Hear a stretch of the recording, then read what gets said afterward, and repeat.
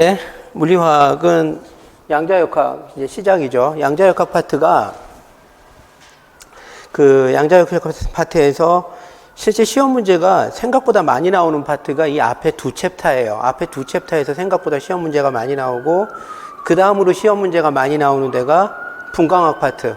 그래서 IR이나 뭐 로테이셔널 스펙트로스코피 이쪽이 그 다음으로 많이 나와요. 그러니까 그 다음으로 많이 나온다기보다는 둘이 거의 비슷비슷하게 나온다라고 생각하시면 돼요. 반면에 원자 오비탈, 분자 오비탈 이쪽은 중요도에 비해서는 생각보다는 조금 덜 나와요. 덜 나온다 그래서 안 나온다 이런 게 아니에요. 나머지 아까 얘기했었던 두 부분, 분광학이나 앞에 부분, 양자역학의 기본 원리에 관련된 부분, 이 부분에 대해서 살짝 좀 덜 나온다라고 생각하시면 돼요.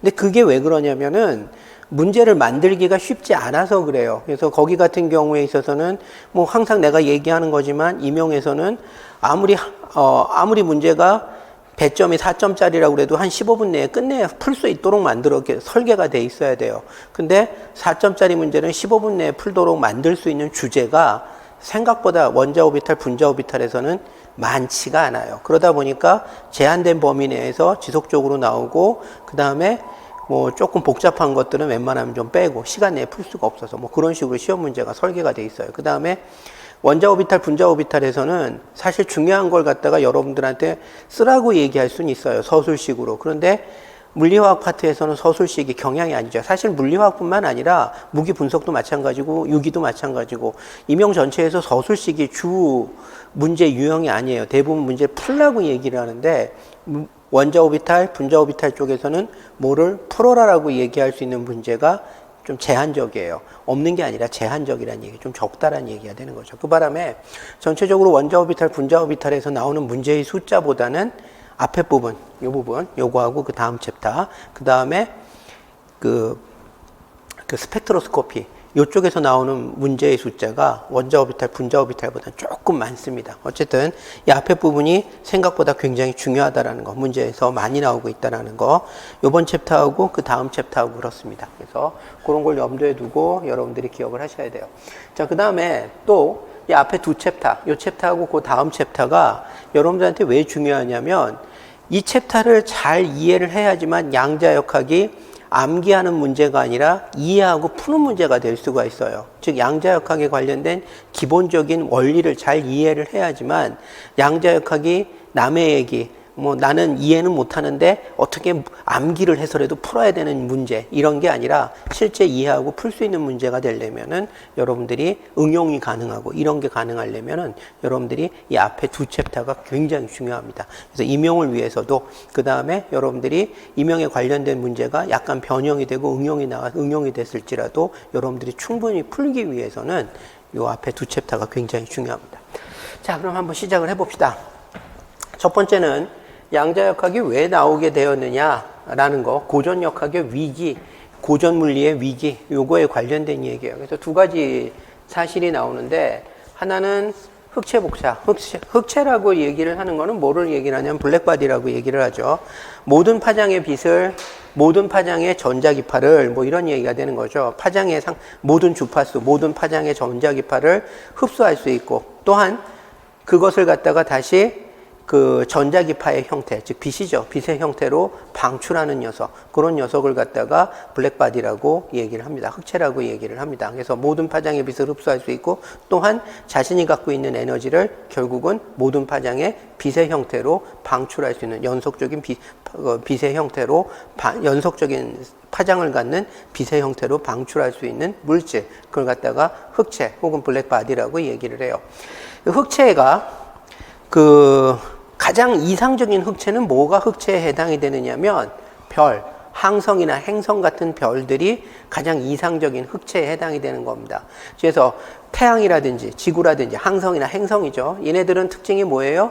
모든 파장의 빛을 다 흡수할 수 있죠. 동시에 어떻게 합니까? 자신이 품고 있는 에너지를 빛의 형태로 외부로 방출할 수가 있죠. 그래서 결국은 흡수하는 에너지와 방출하는 에너지가 일종의 열적 평형을 이루고 있는 상태를 유지하고 있는 이런 항성, 행성, 이런 별 종류가 가장 이상적인 흑체에 해당이 돼요. 그 다음에 지구상에서 흑체에 가장 가까운 게 뭐가 있느냐? 금속 공, 속이 비어있는 금속공이라고 얘기를 하는데 금속공의 형태로 되어 있는 것들이 흑채의 가장 유사한 근사한 형태를 갖고 있습니다. 보통은 그래가지고 어떻게 되어 있냐면 불에 가열된 금속공 이런 것들이 흑채에 가장 가깝다라고 얘기를 합니다. 예를 들어서 뭐 내가 철로 그 금속공을 만들어 놓고 난 다음에 뭐 한 1000K로 가열을 했다든지 그러면 이렇게 뻘겋게 달궈진 금속공이 생기죠. 그런 금속공들 이런 것들이 가장 지구상에서는 흑채에 가장 가깝다고 생각을 하는 거예요. 그래서 여러분들이 흑채 하면은 모든 파장의 빛을 흡수할 수 있고 그 다음에 자신이 갖고 있는 에너지와 흡수한 에너지를 결국은 빛의 형태로 방출하는 녀석, 그런 걸 흑채라고 얘기를 한다. 그리고 가장 이상적인 흑채는 항성이나 행성 같은 별이다. 그 다음에 지구상에서 흑채를 묘사할 수 있는 가장 근사한 것은 뭐냐? 가열된 금속공 이런 것들이 흑채에 가장 가깝다. 이렇게 생각하시면 돼요. 그래서 뭐 태양을 가지고 우리가 실험을 할 수는 없으니까 지구상에서 금속된 그 가열된 금속공을 가지고 여러 가지 실험을 했어요. 실험을 했더니만 이쪽이 파장이고 이쪽에 에너지 밀도라고 얘기를 했을 때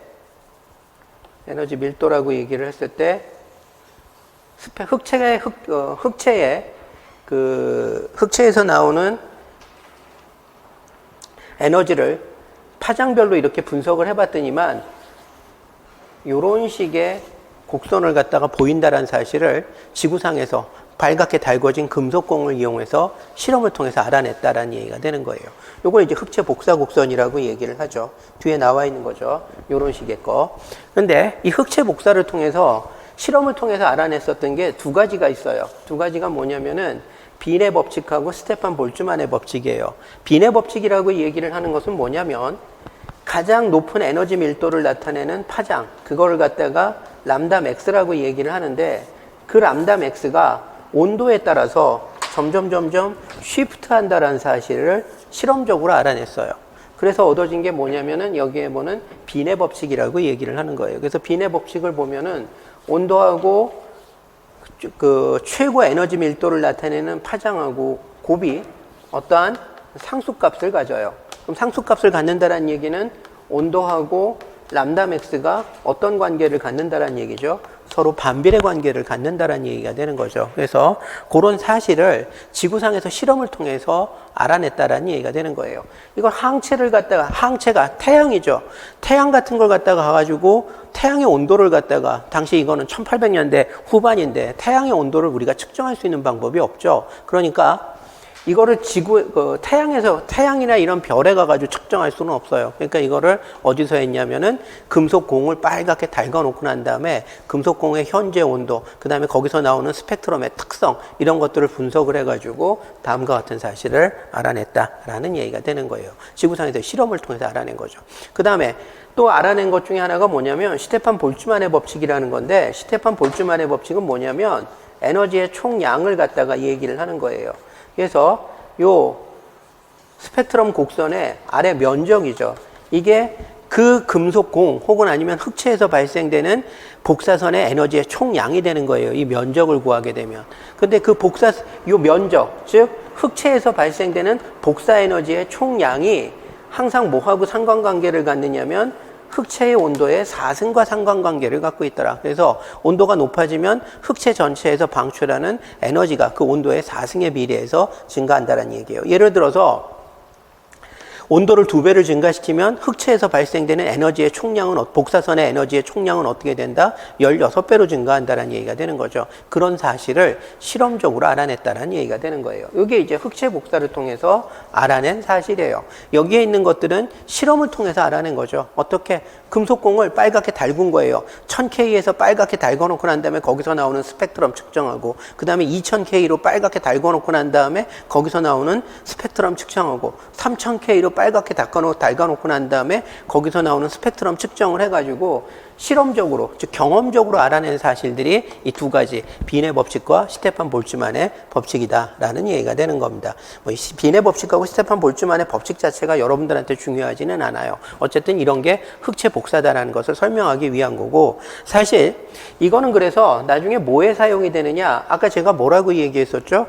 흑체에 가장 가까운 게 지구상에서는 달궈진 금속공이고, 아이디어란 것으로는 외계의 별이다라고 얘기를 했었죠. 그래서 지구상에서 실험을 통해서 알아낸 이 두 개의 법칙을 어디에 사용이 되느냐? 태양의 온도를 측정하는 데 사용을 해요. 어떻게 사용하느냐? 태양에서 나오는 스펙트럼이 있죠. 태양에서 나오는 스펙트럼을 보면은 람다맥스를 갖다가 알 수가 있죠.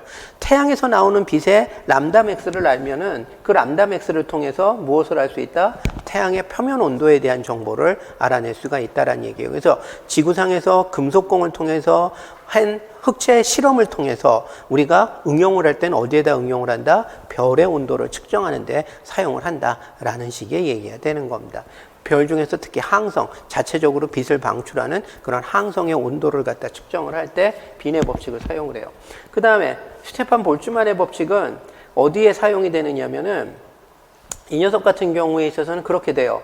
지금 자, 람다맥스를 통해서 온도를 알았어요. 그러면 온도를 알게 되면은 이 별에서의 에너지 밀도의 총량이 나오게 되겠죠. 에너지 밀도의 총량이, 현재 온도를 알면 에너지 밀도의 총량을 알게 되겠죠. 근데 지구상에 도달하는 에너지 밀도를 갖다 하고 그 다음에 이상적으로 방출해야 되는 에너지 밀도를 상호 비교를 해봐요. 그러면 이 녀석이 지금 별이 지구로부터 얼마만큼 떨어졌구나, 이런 것들에 대한 추측이 또한 가능하다라는 식의 얘기가 되는 거예요. 그래서 그런 것들을 갖다 할 때 많이 사용하는 것들이 요 스테판 볼츠만의 법칙하고 빈의 법칙, 이런 것들입니다.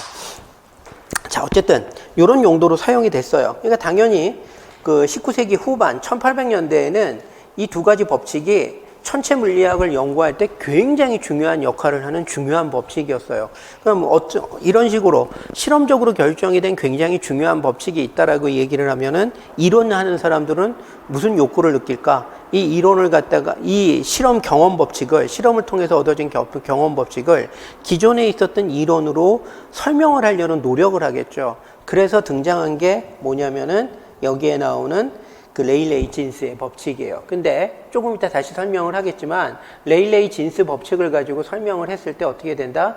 안 들어맞았다라는 얘기가 되는 거예요. 그래서 결국은 이 흑체 복사의 해석을 갖다 하는 과정에서, 즉 흑체 복사라고 얘기하는 그 실험을 통해서 얻어진 경험 법칙, 즉 스테판 볼츠만의 법칙, 그 다음에 빈의 법칙, 이런 두 가지 법칙이 있었는데 그것을 기존에 있었던 고전 물리를 통해서 설명하는 게 불가능했다라는 얘기가 되는 거예요. 그리고 이것을 설명하는 과정에서 고전 물리는 안 되니까 새로운 물리가 필요하겠죠. 그래서 흑체 복사를 설명하는 과정에서 기존의 물리가 아닌 새로운 물리가 등장을 하기 시작을 했는데 그 새로운 물리가 바로 현재의 양자론의 기반이 되는 여러 가지 이론들이 나오기 시작하였다라는 얘기가 되는 겁니다. 그 다음에 여기 보면 미켈슨 실험에 관련된 얘기가 나오는데 이건 그냥 보고 넘어가세요. 이 미켈슨 실험이라고 얘기를 하는 거는 지금 우리 화학하는 사람들의 하고는 별로 상관이 없는 겁니다. 미켈슨 실험이라고 얘기를 하는 거는 뭐냐면은 빛의 속도가 움직이는 광원하고 그 관찰자의 상대 속도하고 상관없이 항상 일정하다라고 얘기하는 게 미켈슨 실험이에요. 무슨 얘기냐면 저쪽에 광원이 있어. 저기서 광원에서 빛이 딱 나오는데 그 광원에서 나오는 빛의 속도를 내가 시속 100km로 가면서 측정을 하나, 뒤로 시속 100km로 가면서 측정을 하나, 빛의 속도가 똑같다라고 얘기하는 게 미켈슨 실험이에요. 얼핏 생각하면 당시 사람들 입장에서는 도저히 이해가 안 가는 거야. 내가 광원에서 뒤쪽으로 시속 100km로 물러나고 있을 때도 측정하는 빛의 속도하고, 뒤로 물러나면서 측정하는 빛의 속도하고 광원으로 시속 100km로 다가가면서 측정하는 빛의 속도가 똑같아. 이게 말이 되나? 라고 생각할 수 있는 게 당시 사람들의 생각이란 얘기예요. 여러분들도 듣고 생각해보면 당연히 말이 되나라고 생각할 수가 있죠. 광원에서 빛이 나오는데 내가 이쪽으로 100km로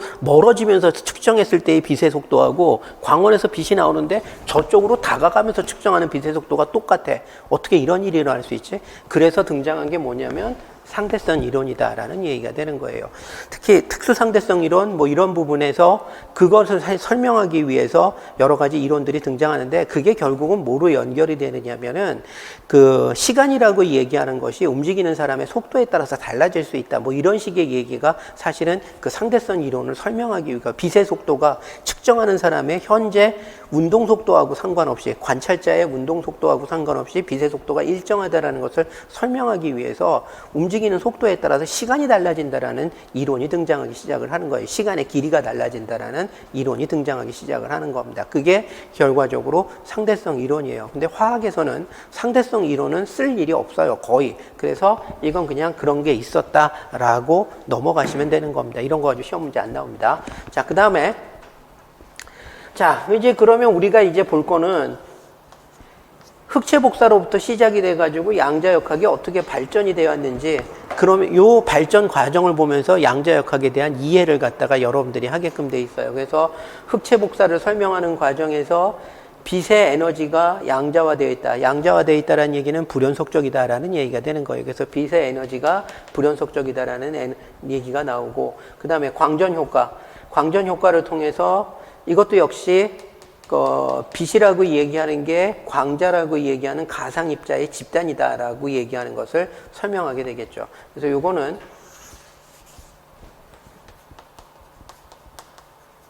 파동의 입자성을 갖다가 설명을 하기 위해서, 즉 우리가 빛이라고 얘기하는 것은 전자기파죠. 근데 그 전자기파라고 얘기를 하는 것이 불연속적인 에너지를 갖는 부분적인 입자성이 있다는 것을 설명하기 위해서 사용이 되는 게 여기에 나와 있는 흑체 효과하고 광전 효과예요. 그 다음에 여기에 보면은 컴퓨터 모델 있죠. 이것도 파동의 입자성에 관련된 얘기입니다. 그래서 1번, 2번, 4번은 파동의 입자성에 관련된 얘기가 되는 거고, 그 다음에 여기에 수소 원전 모형이나 입자 파동 이중성이라고 얘기하는 거, 뭐 드브로이 법칙이라고 얘기하는 것은, 요 녀석은 굳이 얘기한다면 입자의 파동성을 갖다가 얘기를 하는 거예요. 그래서 결과적으로는 파동이 부분적으로 입자성이 있고 입자가 부분적으로 파동성이 있다라고 얘기해서 결국은 입자 파동의 이중성에 관련된 얘기가 나오는 거죠. 드브로이는 물질파를 갖다가 얘기를 하죠. 그래서 드브로이의 물질파라든지 수소 원자 모형이라든지 이런 것들은 입자의 파동성에 대한 부분이에요. 그래서 이런 것들이 모여가지고 파동과 입자의 이중성에 관련된 얘기가 되는 거고, 그래서 이런 것들을 종합을 해가지고 결과적으로는 어디로 가게 되느냐, 현대 양자역학으로 귀결이 되게 된다라는 얘기가 되는 겁니다. 그래서 파동의 입자성, 입자의 파동성에 관련된 얘기, 그리고 그것이 종합된 양자역학, 이런 식으로 발전이 된다. 그리고 이런 것들을 앞으로 여러분들한테 설명을 하게 될 거다라는 얘기가 되는 겁니다. 자, 그 다음에 자, 그러면 이제 요건 그냥 수박 겉핥기로 지금 얘기를 한 거고, 이거 하나하나에 대해서 이제 얘기를 해보도록 합시다.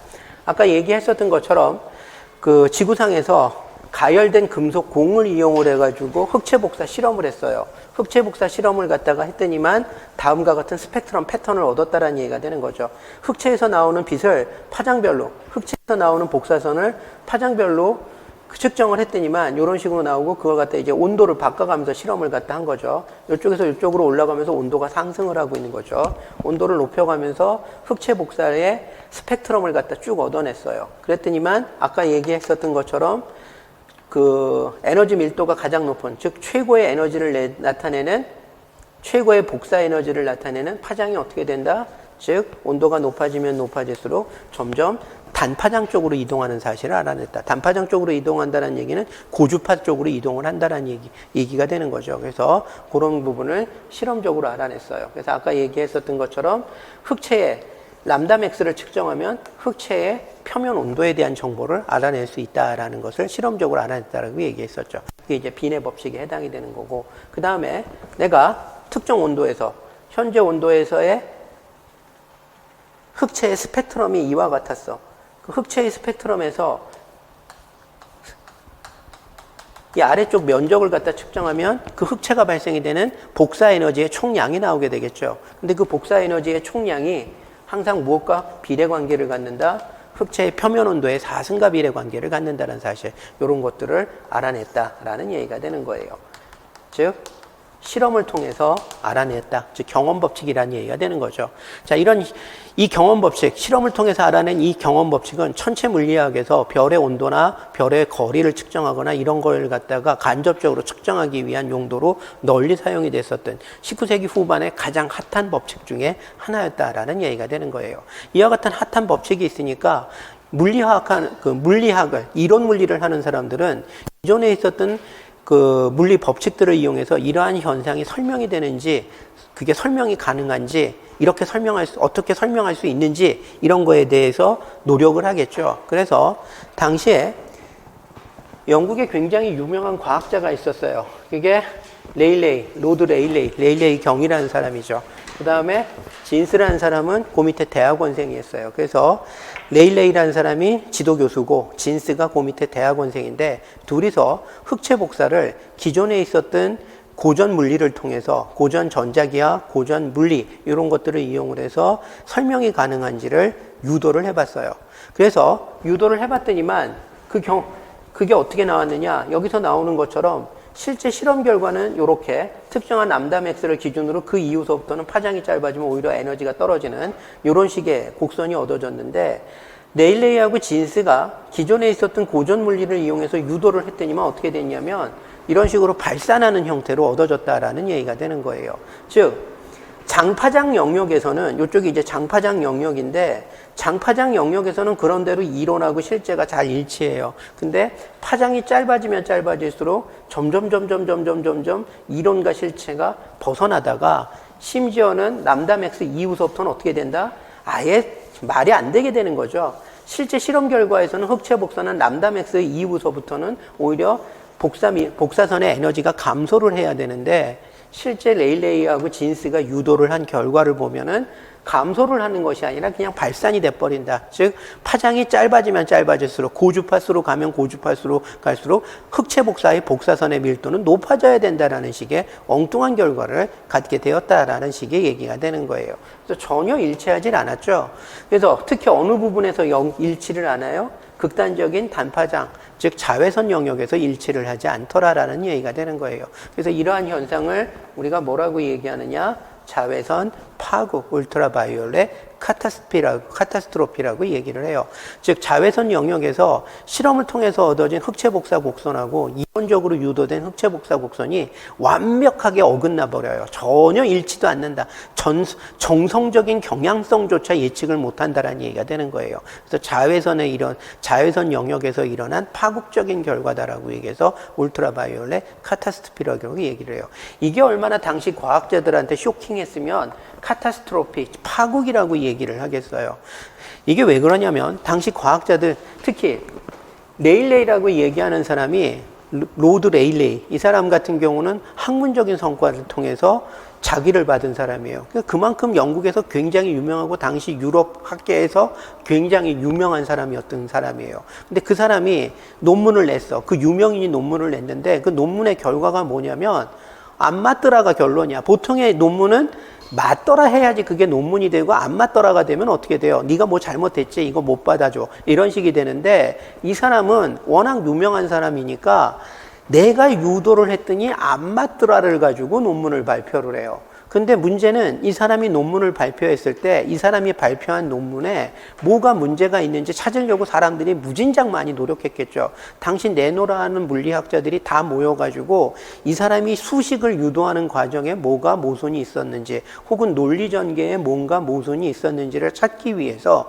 당시 내노라 하는 유럽의 과학자, 뭐 당시는 유럽이 전 세계니까 당시 유럽의 과학자라고 얘기하면 전 세계 과학자하고 똑같은 얘기예요. 다 달라붙어서 검증을 하려고 노력을 했는데 모순, 혹은 아니면 논리적인 비약, 혹은 이론 전개 과정에서의 비약, 이런 부분에 대해서 전혀 찾을 수가 없었다라는 얘기가 되는 거예요. 그럼 결과적으로 이 얘기는 무슨 얘기가 되는 거죠? 그 당시의 현대과학, 즉 고전 물리의 세계에 뭔가 문제가 있다라는 사실을 암시하는 결과에 해당이 되는 거예요. 그래서 당시 사람들을 이것을 자외선 파국, 즉 현대과학에 파국적인 충격을 줬다라는 얘기가 되는 거예요.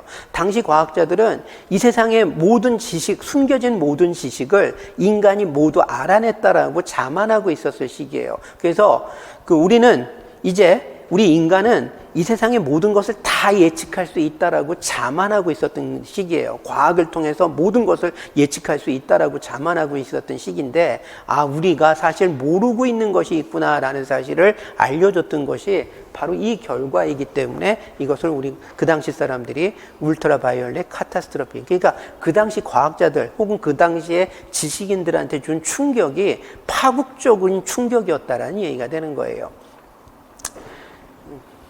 자, 그래서 그런 거고, 그러면 이게 어떻게 얻어진 거냐? 자, 흑채라고 얘기를 하는 것을, 자, 요 흑채 복사라고 얘기하는 것을 당시 과학자들이 어떻게 설명을 했는지 한번 봅시다. 자, 흑채라고 얘기를 하는 것은 빨갛게 달궈진 금속공이에요. 그럼 이 빨갛게 달궈진 금속공은 어떻게 되어 있느냐? 금속으로 구성되어 있는 양이온 그리고 자유전자가 있죠. 그리고 금속으로 구성된 양이온과 자유전자가 어떻게 되느냐면은 얘네들이 오실레이션을 해요. 일종의 자유전자가 일종의 배경 백그라운드에 해당이 되는 거고, 양이온들이 열 진동을 갖다 하는 거죠. 그래서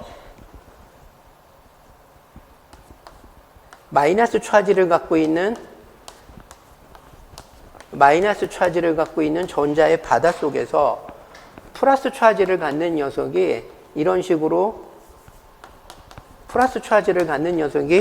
식으로 열적인 금속 이온들이죠. 열운동에 의해서 진동을 갖다 하는 거예요. 그런데 이런 식으로 플러스 차지를 갖는 녀석이 마이너스 차지를 갖는 배경 내에서 진동을 하게 되면은 이것 때문에 뭐가 발생이 되느냐면은 일렉트릭 필드의 오실레이션이 발생이 돼요. 자, 이거를 갖다가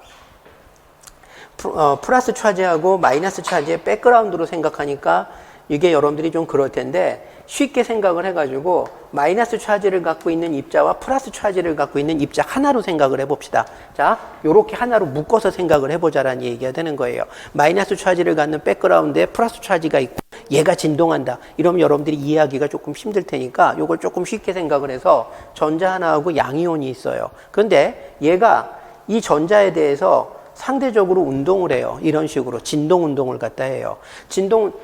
여기서의 진동 운동은 뭐죠? 열 운동을 갖다가 얘기를 하는 거죠. 빨갛게 1000K, 2000K로 가열이 되어 있으니까 얘가 진동 운동을 갖다 할 거 아니야. 활발한 진동 운동을 갖다 하겠죠. 진동 운동을 한다는 얘기는 얘가 얘를 근처로 왔다리 갔다리 한다는 얘기가 되는 거예요. 자, 그런데 이때 이러한 진동이 외부에 대해서 어떤 현상을 발생시키는지 한번 봅시다. 자, 여기다가 내가 전자 하나를 갖다가 여기서 한 1m 정도 떨어진 곳에다가 전자 하나를 갖다 놨다라고 합시다. 그러면 이 전자는 여기서부터 어떻게 되느냐면 이쪽 방향으로 반발력을 받아요. 그리고 여기서부터 어떻게 되느냐면 이쪽 방향으로 인력을 받아서 결과적으로 어떻게 되느냐면 이쪽 방향에 순수한 전기적인 힘을 받아요. 입자가 마이너스 차지를 갖고 있는 입자가 전기적인 힘을 발휘한다는 얘기는 이쪽 방향으로 뭐가 발생이 되고 있다는 얘기죠. 전기적인 힘을 발휘할 수 있는 공간이 형성이 됐다. 즉 전기장이 발생했다는 얘기가 되는 거죠. 근데 그 문제는 이 전기장의 세기가 얘가 진동을 함에 따라서 전기장의 세기가 달라진다는 얘기가 되는 거예요. 어떻게 달라지는지 한번 봅시다. 자, 얘가 진동을 해서 거리가 멀어졌어. 그래서 마이너스 극하고 플러스 극이 상대적으로 멀어졌다라고 합시다. 마이너스 극하고 플러스 극이 상대적으로 멀어지게 되면은 어떻게 되느냐? 여기가 이제 마이너스죠. 그러면 요 녀석이 요렇게 힘을 줘요. 그 다음에 요 녀석은 요렇게 힘을 줘요. 각도가 작아지죠. 그래서 결국은 어떻게 돼요? 합력이 더 커져요. 바꿔서 얘기하면 얘가 느끼는 전기장의 세기가 더 커진다는 얘기가 되는 거예요. 자, 진동을 하다 보면은 얘네들이 가까이 다가갈 수도 있겠죠. 진동을 해서 얘네들이 가까이 다가갔어. 그러면 어떻게 돼요? 여기가 마이너스, 여기가 플러스, 뭐 이런 식으로 같다라고 합시다. 진동을 하다 보면 둘이 가까워질 수도 있으니까. 그러면 가까워지면 어떠한 일이 일어나느냐? 이쪽으로 반발력, 그 다음에 이쪽으로 인력. 그래서 결과적으로 어떻게 돼요? 이런 경우는 합력이 굉장히 작아지죠. 합력이 굉장히 작아진다는 얘기는 얘한테 가하는 전기장의 세기가 줄어들었다는 얘기예요. 자, 이 얘기를 왜 하느냐면, 자, 이렇게 전자와 금속 원자의 핵이 서로 진동에 의해서 열운동을 하게 되면 어떤 현상이 발생시키느냐? 외부에서 느끼는 전기장의 세기가 변한다는 얘기가 되는 거예요. 자, 예를 들어서 얘가 초당 10번 이런 식으로 진동을 해. 그러면 어떻게 되죠? 여기서 느끼는 전기장의 세기도 초당 10번 증가했다 감소하는 식으로 나타난다는 얘기가 되는 거예요. 한마디로 이 지점에서 무슨 현상이 나타나게 된다? 전기장의 세기가 시간에 따라서 주기적으로 바뀌는 현상이 나타나요. 이것이 사인파의 형태로 묘사가 된다는 얘기예요. 얘가 이 지점에서 느끼는 전기장의 세기가 사인파의 형태로 나타난다는 얘기가 되는 거죠. 근데 문제는 전자기역에서 뭐라고 얘기를 하냐면 특정한 지점에서 느끼는 전기장의 세기가 시간에 따라서 주기적으로 변하면 얘의 수직한 방향으로 유도 자기장이 발생이 되는데 그 유도 자기장 역시도 어떻게 된다? 얘가 사인파면 얘도 똑같이 사인파의 형태를 가져요. 그래서 결과적으로 이 지점에서 느끼는 전기장의 세기가 이런 식으로 변하고 얘의 수직한 방향으로 자기장의 세기도 이런 식으로 변하면서 바깥으로 전파하는 시계로 나가게 되는 거죠. 전기장과 자기장이 수직하면서 상호 유도를 하면서 증가하면서 감소하고 상호 유도를 하는 거죠. 그래서 전기장이 증가했다 감소했다 증가했다 감소하면서 그 결과 얘의 수직한 방향으로 자기장도 역시 증가했다 감소했다 증가했다 감소했다 유도 자기장이 발생이 되는 거죠. 이런 식으로 해서 전파를 할 수 있다라는 얘기가 되는 거예요. 이걸 우리가 뭐라고 얘기해요?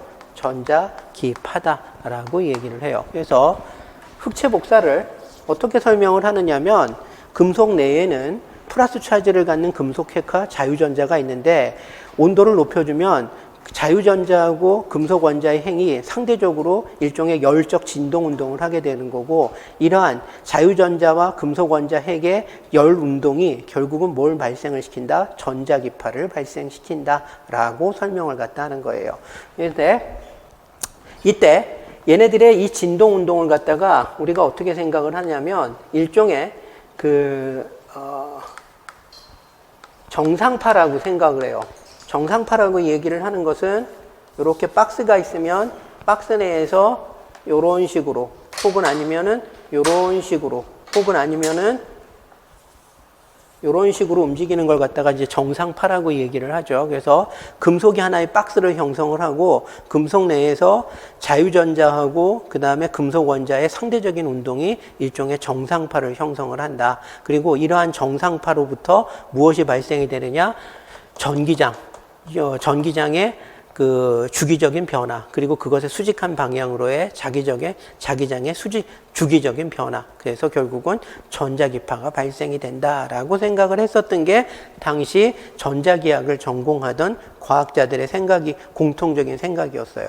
자, 그렇다면은 이때 이 정상파의 에너지가 결국은 무엇의 형태로 전환이 돼서 나오는 거냐? 정상파의 진동 에너지가 결국은 빛의 형태로 전환이 된 거다라고 이제 생각을 하는 거죠. 그 다음에 정상파가 아까 얘가 얘기했던 것처럼 얘가 1초에 10번 진동을 하면은 얘가 1초에 10번 진동을 하면은 여기서 그 전기장의 세기도 1초에 10번 주기적으로 증가했다 감소한다라고 얘기를 했었죠. 그 얘기는 무슨 얘기냐면 빛의 주파수하고 이 안에 금속 공내에 흑체 내에 존재하는 정상파의 주파수는 어떻다? 서로 일치한다라는 얘기가 되는 거예요. 정상파가 이 안에서 초당 100회 진동을 하게 되면 그로부터 발생이 된 전자기파 혹은 빛도 초당 100회 진동을 한다라는 식의 얘기가 되는 거예요. 그래서 그런 걸 고려를 해가지고 자, 다음과 같이 이제 유도를 했어요. 어떻게 유도를 하냐면 요게 정상파의 에너지예요. 자, 그 다음에 요게 이제 정상파의 에너지죠. 요런 것들이 정상파의 에너지인데 뭐 정상파의 에너지 같은 경우에 있어서는 진폭의 제곱에 비례하고 그 다음에 이 녀석이 그 주파수에 비례하고 그 다음에 뭐 주파수에 비례하고 요런 특성이 있어요. 그래서 요게 주파수에 의존하는 바가 존재하고 그 다음에 요거는 진폭의 제곱, 정상파의 진폭의 제곱을 갖다가 얘기를 해요. 그래서 정상파의 에너지는 진동 에너지는 주파수에도 상관이 있지만 뭐하고도 상관관계를 갖고 있다? 진폭하고도 상관이 있다. 근데 고전역학에서 진폭은 0에서부터 시작해가지고 무한대까지 다 가능해요. 그 얘기는 무슨 얘기가 되는 거죠? 정상파의 에너지도 어떻다라는 얘기예요? 특정한 주파수에 혹은 아니면 특정한 파장에서의 주파수가 결정이 된다는 얘기는 파장이 결정이 된다는 얘기하고 똑같죠. 이 정상파의 에너지는 역시 마찬가지로 0부터 무한대까지를 연속적으로 가질 수 있다라는 얘기가 되는 거예요. 뭐 때문에? A 때문에. A가 무엇을 얘기하느냐? 진폭, 정상파의 진폭을 얘기해요. 근데 고전역학에서는 정상파의 진폭을 제한할 수 있는 어떠한 조건도 없어요. 그래서 그냥 당연히 정상파의 진폭은 0에서부터 무한대까지의 연속적인 값을 가질 수 있고, 따라서 파장 혹은 아니면 주파수가 고정된 상태에서 전상파의 진동 에너지는 어떻게 된다? 0서부터 무한대까지를 다 가질 수 있다라고 얘기를 해요. 자, 그러면 특정한 파장 혹은 아니면 특정한 주파수, 파장이 결정이 됐다는 얘기는 주파수가 결정이 됐다는 얘기하고 똑같죠. 특정한 파장, 혹은 특정한 주파수의 빛의 방사 에너지는 결국은 무엇이 되느냐? 그 빛을 발생시켰던 원인이 됐었던 게 뭐예요? 정상파의 진동 에너지죠. 따라서 해당 주파수 혹은 해당 파장에서의 정상파의 평균 에너지를 구하면 그게 결국은 그 파장 혹은 그 주파수를 갖는 빛의 방사 에너지, 빛의 방사선 에너지하고 동일하다라는 식의 개념을 가지고 레일리하고 진스가 접근을 한 거예요. 그러면 평균을 어떻게 나타내느냐? 자, 우리가 평균을 할 때는 어떻게 하죠? 동일 확률일 때는 어떻게 돼요? A 플러스 B 플러스 C 플러스 하고 난 다음에 나누기 3을 하면 A, B, C의 평균값이 나오죠. 그런 걸 산술평균이라고 얘기를 하죠. 근데 그걸 단순히 합을 하고 난 다음에 나누기 3을 한 거는 뭐예요? A가 발생할 확률, B가 발생할 확률, C가 발생할 확률이 동일하다는 가정하에서 A, B, C 합 나누고 난 다음에 나누기 3을 한 거죠. 근데 우리가 특정한 에너지를 가질 수 있는 진동이 발생할 수 있는 확률 혹은 특정한 에너지를 갖는 정상파가 발생할 수 있는 확률은 동일하지 않아요. 무엇에 의해서 결정이 될까? 볼츠만 디스트리뷰션에 의해서 결정이 된다라는 얘기가 되는 거예요. 볼츠만 디스트리뷰션은 뭐를 갖다가 얘기를 하죠? 여기가 입자수 혹은 아니면 입자수, 그 다음에 여기를 에너지라고 얘기를 할 때 이게 지수함수적으로 감소한다라는 얘기가 되는 거죠. 그래서 높은 에너지로 가면 갈수록 어떻게 된다? 입자 숫자가 지수함수적으로 감소한다라는 것을 얘기를 하는 거예요. 이걸 볼츠만 디스트리뷰션이라고 얘기를 하죠. 그래서 지금 여기에 보면은 정상파의 에너지가 0서부터 무한대까지라고 얘기를 하는데 높은 에너지로 가면 갈수록 점점 해당 정상파의 에너지가 발생될 수 있는 확률은 지수적으로 감소한다라는 얘기예요. 따라서 이런 경우에 평균을 낼 때는 어떻게 해줘야 되죠? 가중 평균을 해줘야 돼요. 발생할 수 있는 확률이 높은 녀석은 더 많이 기여를 하는 거고 평균에, 그 다음에 발생 확률이 작은 녀석은 상대적으로 평균에 적은 기여를 하겠죠. 그래서 어떻게 얘기를 하느냐? 이게 해당 정상파의 에너지예요. 그리고 이것이 뭐에 해당이 되느냐? 그 정상파의 그 정상파 에너지를 갖는 녀석이 볼츠만 디스트리뷰션상, 볼츠만 분포식상에서 발견될 수 있는 확률에 해당이 되는 겁니다. 볼츠만 분포 곡선은 어떻게 돼요? 2의 마이너스 KT의 2다. 이게 에너지죠. 그리고 이게 지수함수죠. 그래서 높은 에너지 상태로 가면 갈수록 어떻게 된다? 지수함수적으로 그 입자를 발견할 수 있는 확률이 감소한다는 얘기가 되는 거예요. 여기에 이 2에다가 뭘 집어넣으면 돼요? 정상파의 에너지를 갖다가 집어넣으면 된다라는 식의 얘기가 되는 거예요. 이런 식으로 표현이 되어 있는 정상파의 에너지를 여기다 갖다 집어넣는 거예요. 그러면 이 부분은 결국은 뭐를 얘기를 한다? 해당 정상파를 갖는 입자를 발견할 수 있는 확률, 그리고 요거는 해당 정상파의 에너지에 해당이 되는 거예요. 근데 이제 문제는 뭐냐면 이거를 0서부터 무한대까지 합을 했을 때 이게 1이 나오면 좋은데 이게 1이 아니에요. 그래서 이게 평균을 낼 때는 어떻게 평균을 내야 되느냐? 이거를 적분하면은 어떤 상수값이 나오는데 그 상수값으로 나누어 줘야 돼요. 한마디로 뭐를 얘기를 하느냐면은 그 2의 마이너스 2 오버 KT라고 얘기하는 것이 입자를 발견할 수 있는 확률 그 자체가 아니라 이것은 입자를 발견할 수 있는 확률에 비례하는 어떤 값이에요. 이것이 확률이 되려면 이 밑을 뭘로 나눠줘야 된다는 얘기가 되는 거지.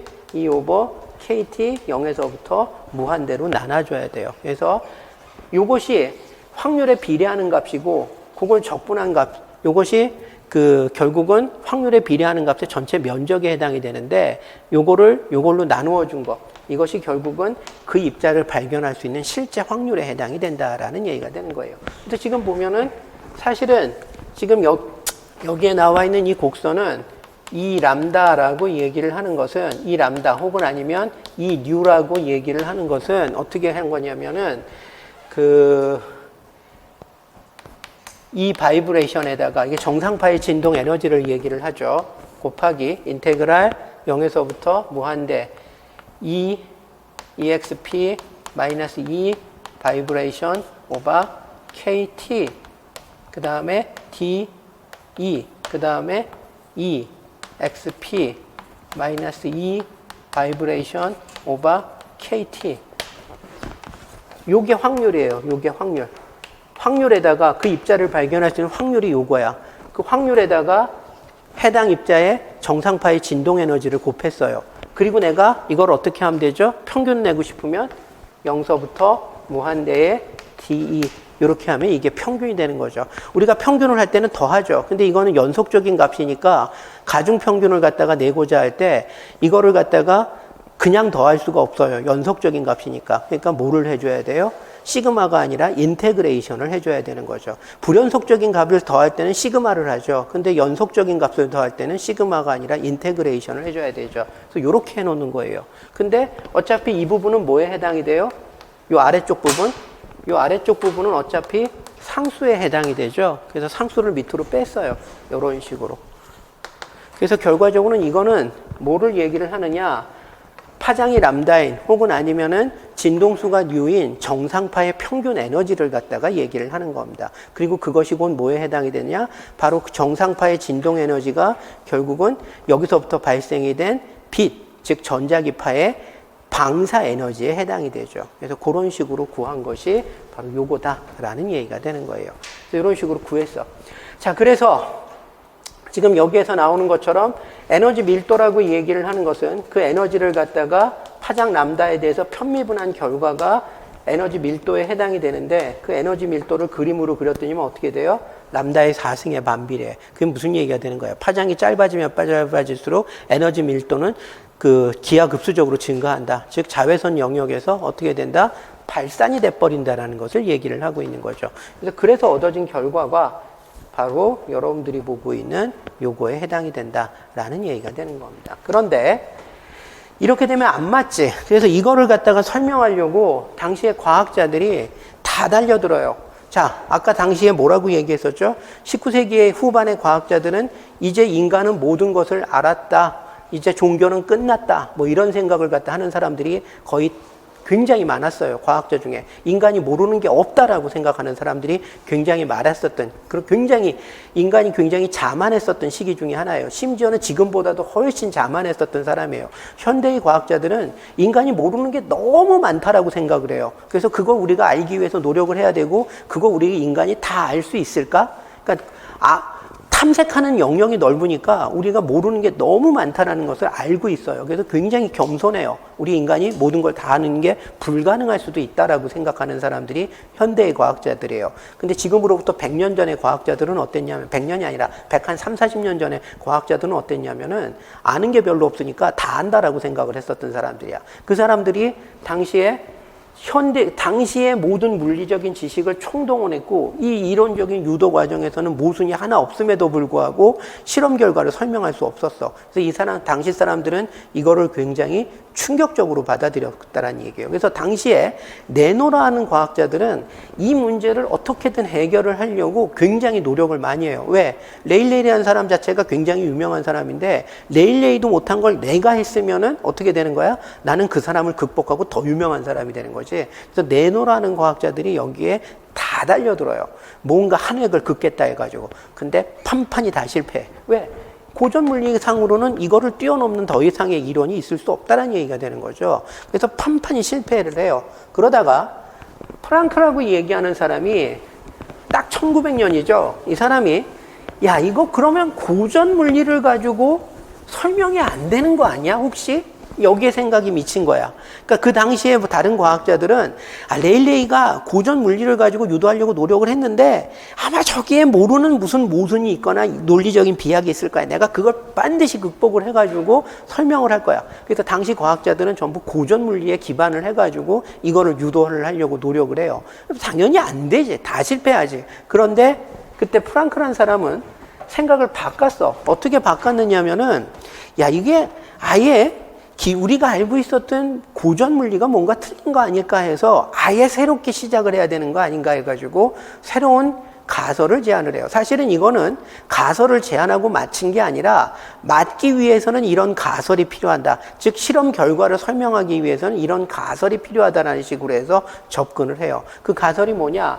이유는 모르겠지만 앞으로 양자역학 초반 시기에는 이유는 모르겠지만 이런 얘기 굉장히 많이 나와요.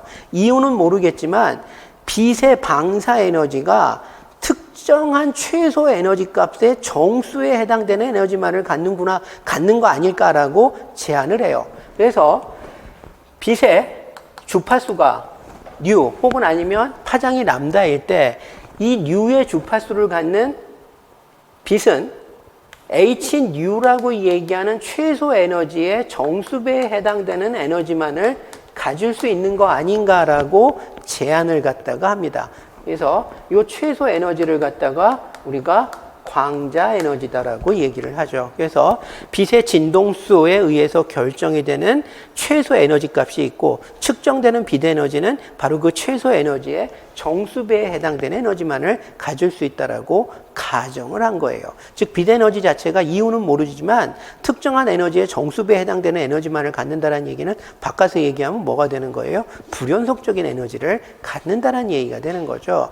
그래서 이렇게 제안을 하고 난 다음에 자, 이 제안 하에서 빛 에너지를 갖다 유도를 해요. 그럼 어떻게 하느냐면은 여기에서 보이는 것처럼 지금 여기서 보면은 N2라고 얘기하는 게 뭐가 되는 거예요? N 곱하기 Hν. 즉, 아까 얘기했었던 요 빛 에너지의 빛 에너지는 최소 에너지 값 Hν 정수배에 해당이 된다는 에너지를 얘기를 한다라고 Hν 얘기하는 최소 에너지의 정수배에 해당되는 에너지만을 얘가 가질 수 있다라고 얘기를 했었죠. 그래서 요 N2라고 얘기하는 것이 N입실론이라고 얘기하는 게 NHν를 갖다가 얘기를 해요. 그럼 여러분들이 알다시피 익스포넨셜 마이너스 KT의 NHν 하면 뭐가 되는 거죠?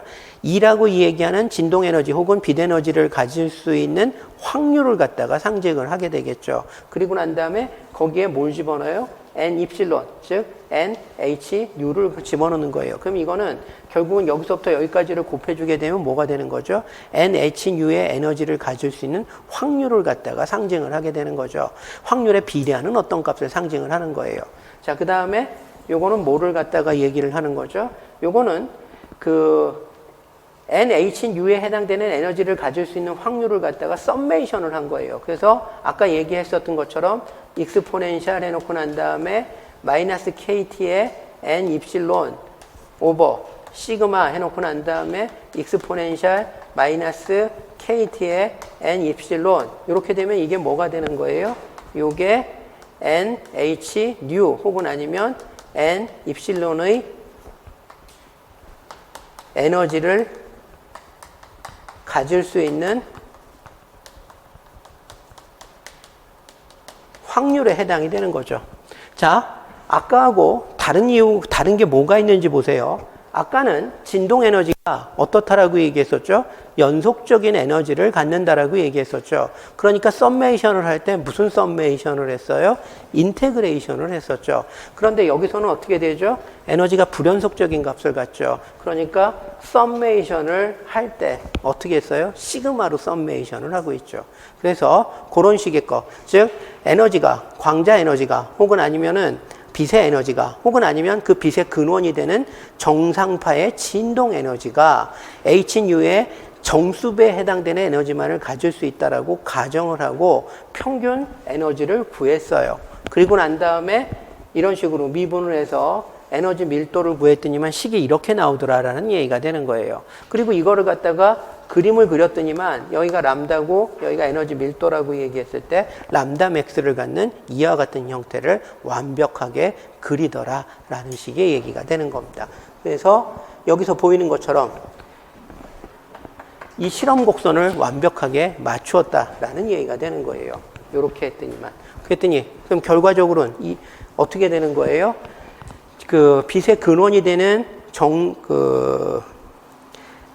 빛의 근원이 되는 빛의 근원이 되는 정상파의 에너지가 연속적이라고 가정을 했을 때는 우리가 실험 결과를 맞출 수 없었는데 빛의 근원이 되는 정상파의 에너지가 hnu의 정수배에 해당되는 에너지만을 가질 수 있다라고 가정을 하고 유도를 했더니만 어떻게 된다라는 얘기가 되는 거죠. 정확히 실험 결과를 설명할 수 있었다라는 얘기가 되는 거예요. 그러면은 이 가설이 맞을 수도 있다라는 식의 얘기가 되는 거죠. 그래서 사람들이 그때서부터 프랑크의 가설, 이게 사실은 설명할 수 있는 여러 가지 이론이 있었다 그러면 얘는 받아들여지기가 굉장히 어려워요. 왜냐하면 저 가설 자체가 어떠한 근거를 갖지 않는 가설이기 때문에. 근데 문제는 설명할 수 있는 이론이 아무것도 없고 오로지 이렇게 이렇게 가정을 해야지만 설명이 될 수 있다라면 그때서부터는 어떻게 되죠? 사람들이 이 가설에 대해서 관심을 갖고 저게 혹시 맞는 거 아닐까라고 생각하게 된다는 얘기가 되는 거예요. 그래서 드디어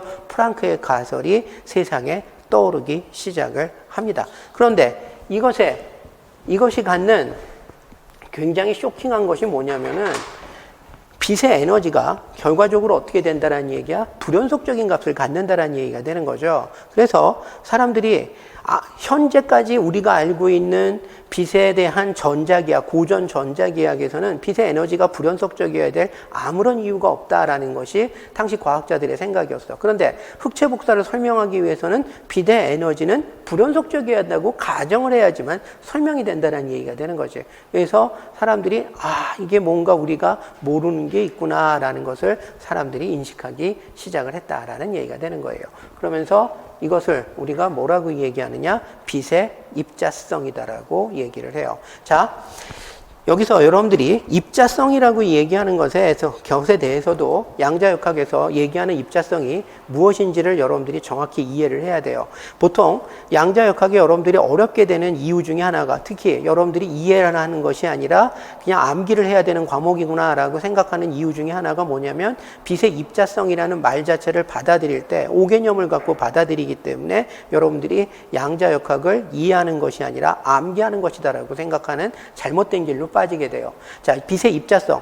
이 용어 자체가 굉장히 중요한 의미를 갖는데 물리하는 사람들이 이해하는 입자성에 얘기하고 화학하는 사람들 중에서 뭐 물리화학 전공하고 이런 교수들이야 다 제대로 알고 있는데 학생들한테 설명을 안 하는 바람에 학생들이 잘못 오개념을 갖는 게 있어요. 그래서 첫 번째는 그게 뭐냐면은 화학하는 학생들 혹은 아니면 대부분의 학생들, 물리하는 학생들도 사실은 제대로 공부 안 하는 학생들은 대부분 여기에 해당이 되는데 입자성이라는 용어를 어떻게 받아들이냐면 우리가 갖고 있는 입자의 이미지하고 겹쳐서 받아들여요. 우리가 생각하는 입자는 뭐죠? 질량도 있고 만지면 만질 수 있고 눈에 보여야 되고 이렇게 생각하는 걸 입자라고 얘기를 하죠. 그래서 물리에서 얘기하는 입자성도 바로 그런 개념으로 받아들인다라는 얘기야. 그래서 빛이 입자로서의 특성을 갖는다라고 얘기할 때 많은 학생들이 어떻게 받아들이냐면 진짜 빛 알갱이가 있나 보다. 우리가 좋은 현미역이 나오면 빛의 입자를 눈으로 볼 수도 있고 빛의 입자를 꼭꼭 만져볼 수도 있고 빛의 입자가 질량도 있고 부피도 있고 이렇게 착각을 한다라는 식의 얘기가 되는 거예요. 전혀 아닙니다. 물리에 얘기하는 입자성은 사실은 굉장히 폭넓은 얘기예요.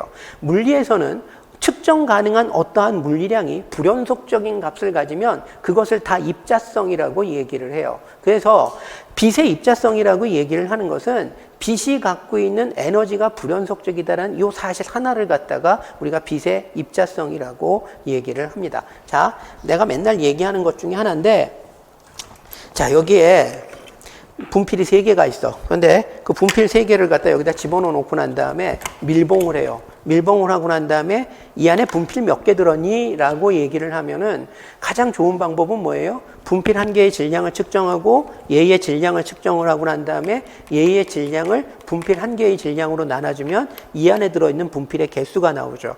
우리가 그럴 수 있는 이유는 뭐죠? 분필의 질량은 불연속적인 값을 갖는다는 사실, 분필 한 개의 질량이 결정이 되어 있기 때문에 이 안에 분필이 몇 개가 들어가 있든 전체 질량은 분필 한 개의 질량의 정수배에 해당되는 질량을 갖고 있다라고 생각하고 있기 때문에 안 보고도 이 안에 있는 분필의 개수를 맞출 수가 있었죠. 사실 그거는 사실은 어떤 물리량이 질량이라고 얘기하는 물리량이 불연속적이기 때문에 그런 우리가 그런 그 수학적인 계산을 통해서 이 안에 들어있는 분필의 개수를 결정할 수가 있었다라는 얘기가 되는 거예요.